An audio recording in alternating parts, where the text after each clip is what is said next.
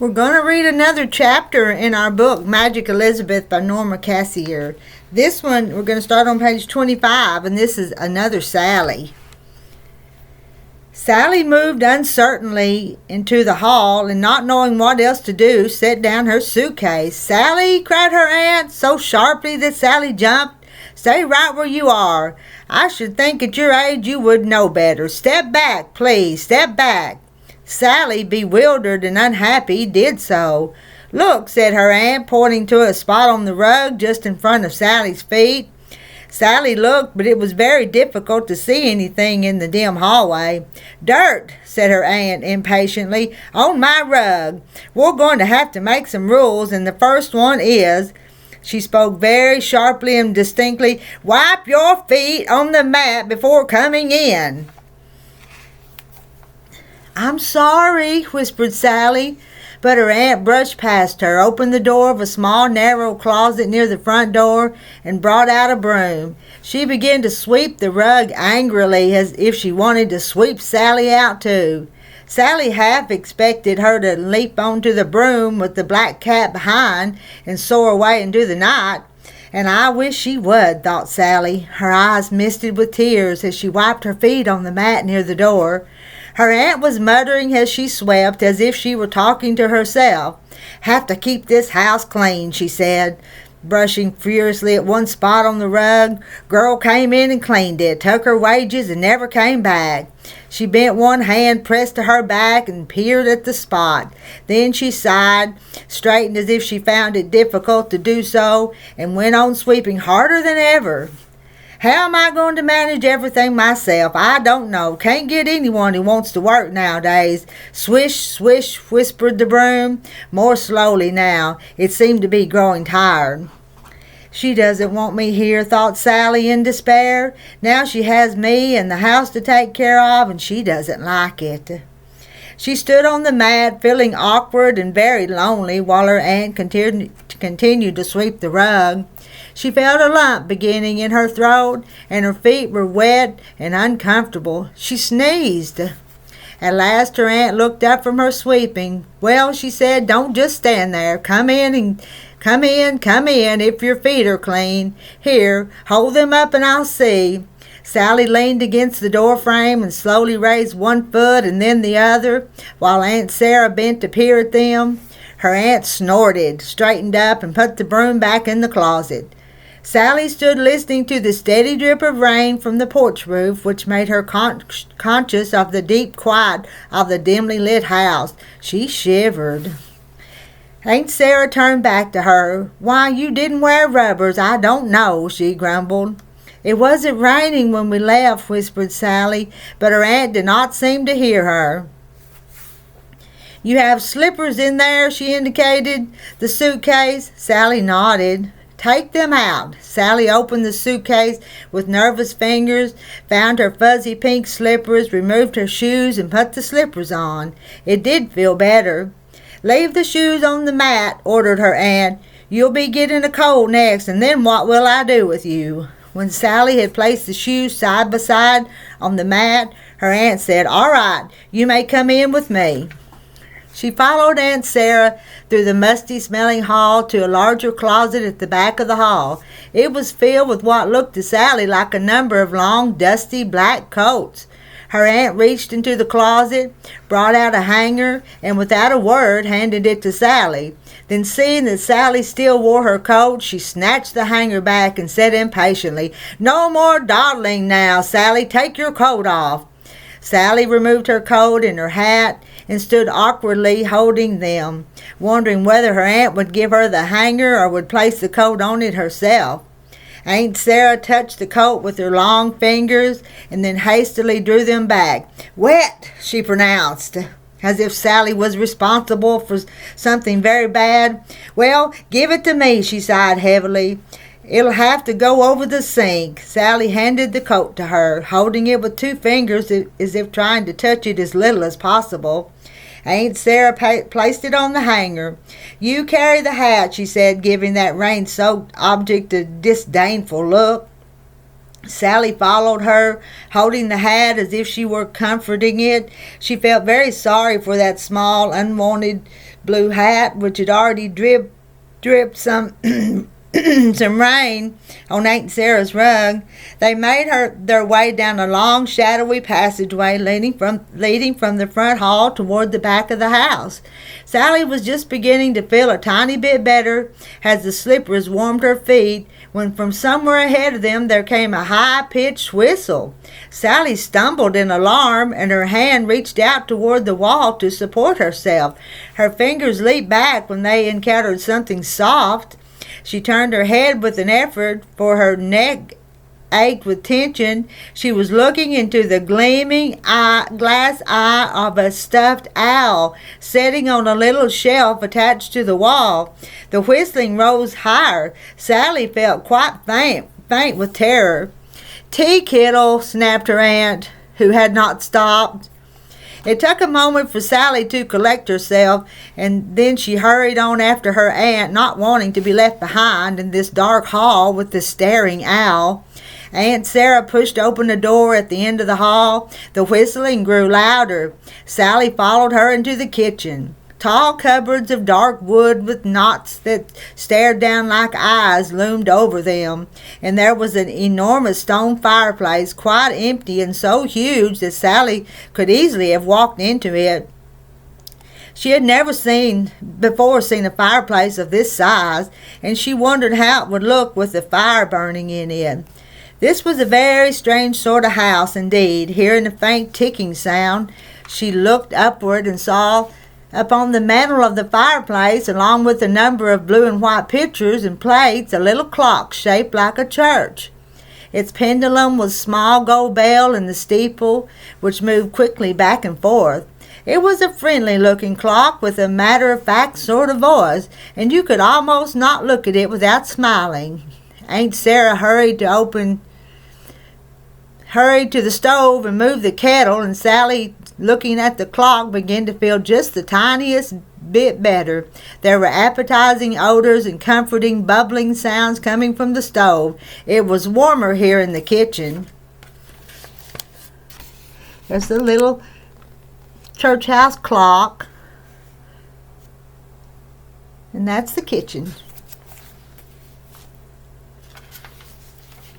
Aunt Sarah hung Sally's coat on a hook above the sink, and Sally stood beside the long wooden table in the center of the room, listening to the steady drip, drip of water from the coat.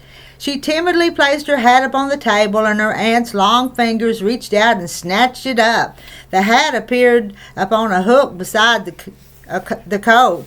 Sally stood without speaking in the strange kitchen while her aunt quickly removed pans from the stove and filled dishes and glasses. If she had not been so frightened, Sally would have offered to help, as she did at home with her mother, but she had no idea how she ought to behave with this strange lady, and so she said nothing at all. "Waited dinner for you," said her aunt's gruff voice. "Had enough for Mrs. Chipley, too. I thought she'd at least want a cup of tea before she left." She indicated the tea kettle, now quietly bubbling to itself. "But everyone's in a hurry these days. Sit down." Sally looked up in surprise to see that Aunt Sarah had already seated at the other end of the table, where Sally could not see her face clearly. The kitchen was lit only by the low blue flame of the gas stove and a rather dusty bulb in the paper shade hanging over the middle of the table. Near Sally was placed a dish of peas and potatoes and chicken. Since she and Mrs. Chipley had eaten dinner before leaving home, she was not at all hungry, but she did not dare to mention it. She sat down, pushing back a chair which stood near the table. The chair legs squeaked over the linoleum, and Sally looked anxiously across at the shadowed figure, fearing that Aunt Sarah might say she was scratching the floor, but Aunt Sarah said nothing. In fact, she did not talk at all during the meal.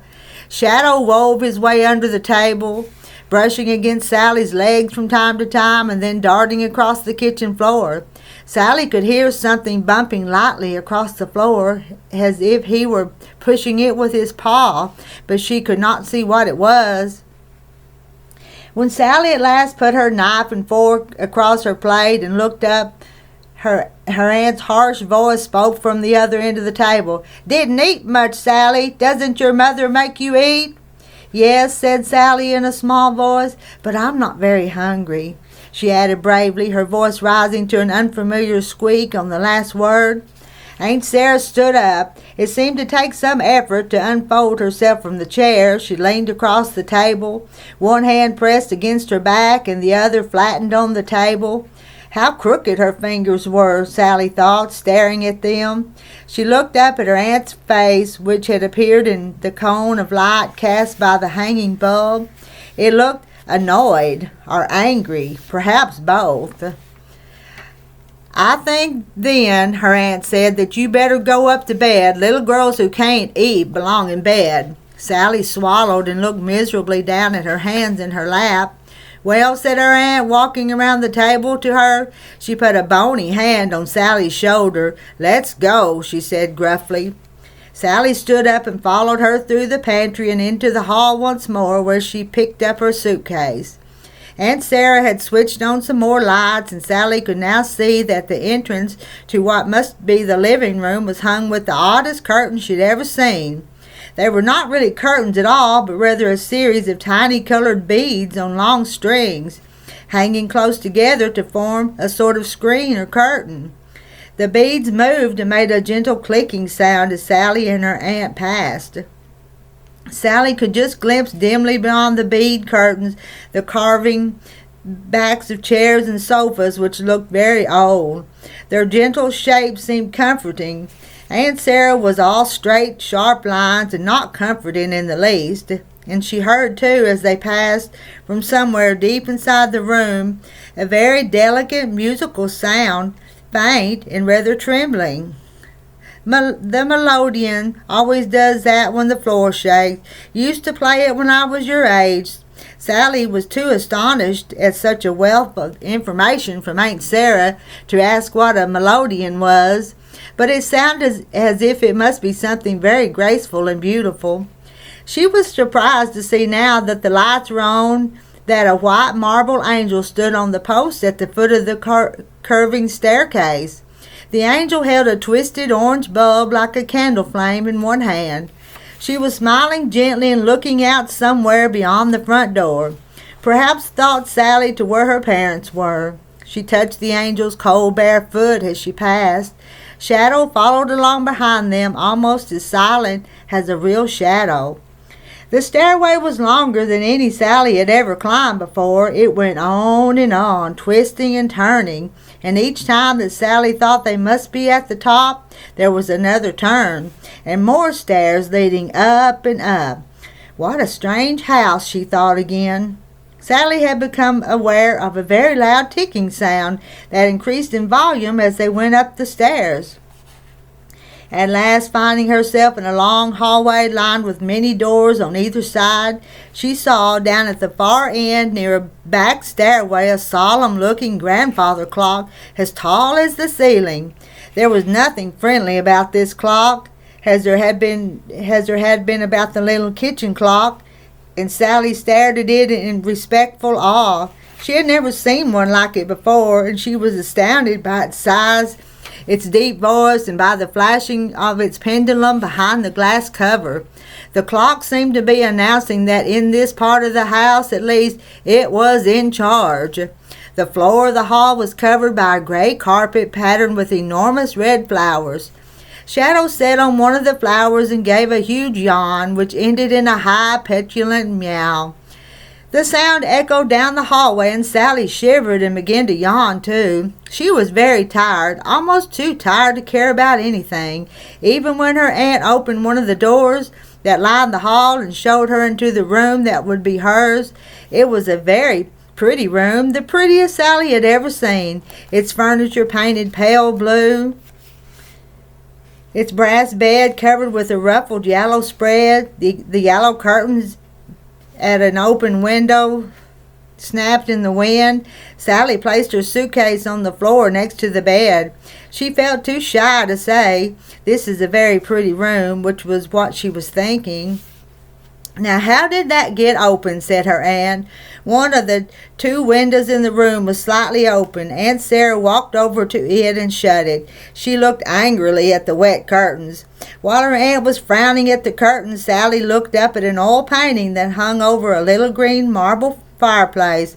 It was a picture of a little girl about Sally's own age, with long red hair, a sprinkle of freckles over the nose, and round greenish eyes. She wore a yellow bonnet tied with ribbons beneath her chin, a long pale blue dress with 3 layers of ruffles, and high-buttoned shoes. The girl was holding a rag doll on her lap, and she was looking down at it as if she loved it very much. The doll's hair was long and was made of what seemed to be thick strands of golden thread. It had a painted pink mouth curled into a smile at the corners.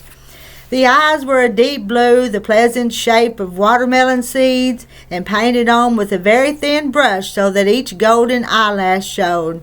The doll was wearing a long blue dress and small, high-buttoned shoes, and even a yellow bonnet, exactly like those worn by its mistress. Its hands were tucked into a tiny white fur muff. It was the most adorable doll Sally had ever seen, and in less than a moment she had fallen in love with it. "I see," said Aunt Sarah, pointing with a sharp finger that seemed to slice the soft air in the pretty room, "that you're looking at the picture." Sally nodded. "That was a girl who lived in this house a long time ago. She must have been about your age when the picture was painted. This was her room." She lowered her arm abruptly as if she were a mechanical toy that had run down, looked proudly about the room, and straightened the round rag rug which Sally had mussed up, walking over it. "Some of those old things in the picture are stored in the attic," she murmured. But Sally was staring at the picture. The girl in the picture was smiling, so that a dimple deepened in her left cheek. Sally had not noticed that before. It was almost as if the girl's expression had changed just a little since she had first looked at the picture. Sally's fingers touched the dimple in her own cheek. "Why, she looks just like me," she thought in astonishment. "You resemble the girl in the picture quite remarkably," Aunt Sarah was saying. "They called her Sally, too." Aunt Sarah showed Sally where the bathroom was, right next door to her room. She gave her a pink towel and washcloth, and then came back to the bedroom with her.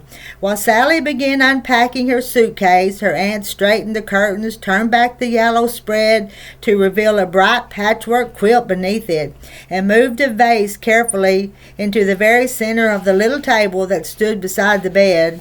She cleared her throat several times as if she were going to say something, and then, quite abruptly, she touched Sally on the shoulder and said, "Well, good night," and out she went, with Shadow following. As the door was closing behind them, Shadow looked back. The golden glitter of his eyes seemed to linger in the room long after the door had closed. Mysterious sounds from the darkness outside invaded the quiet room. Branches rubbed against the walls of the old house, trees creaked and groaned in the wind, and a sudden splash of rain hit the window as if a hand had thrown it, and yet Sally felt oddly comforted by the pretty room and its oil painting.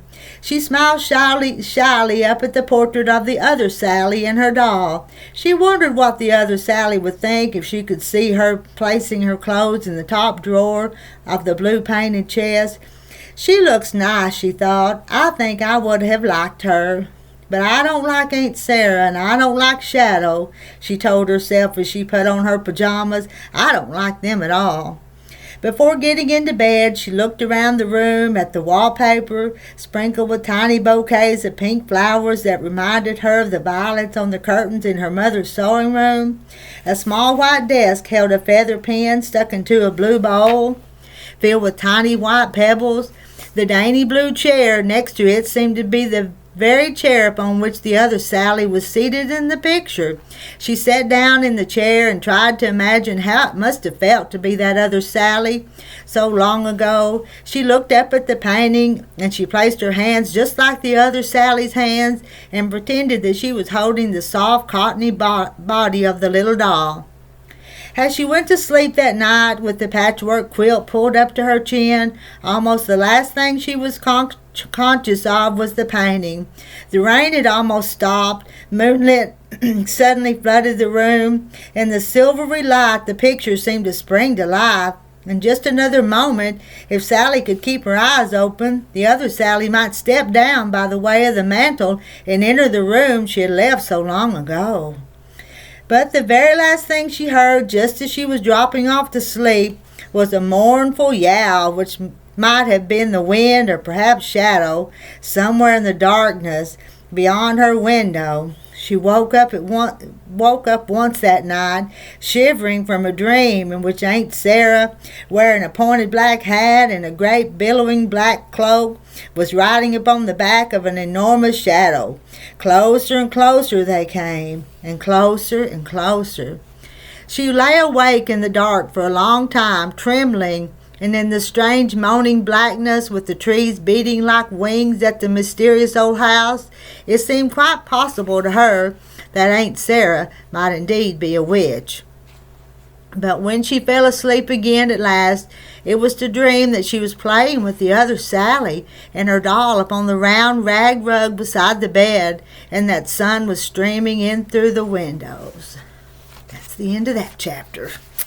We read the next chapter. The next chapter is called Alone, and we'll read it next time. That